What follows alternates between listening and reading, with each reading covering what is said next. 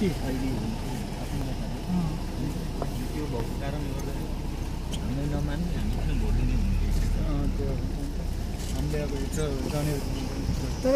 आउला नि उनीहरू त आउला नि आइहाल्छ नि भोट चुनाव हुने भयो भने अब भनौँ न दैलो कार्यक्रम जस्तै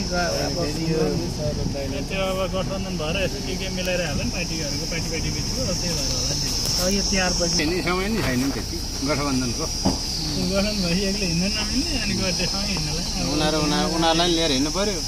यहाँ राखेको छु म त्यही भएर उयो अस्ट्रेलिया खेल उही गएर खेल्ने क्या उही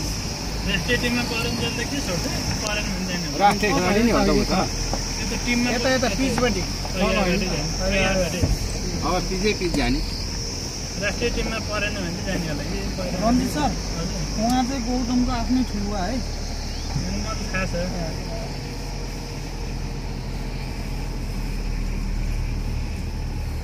त्यो अहिले कुरा गऱ्यो नि हामीले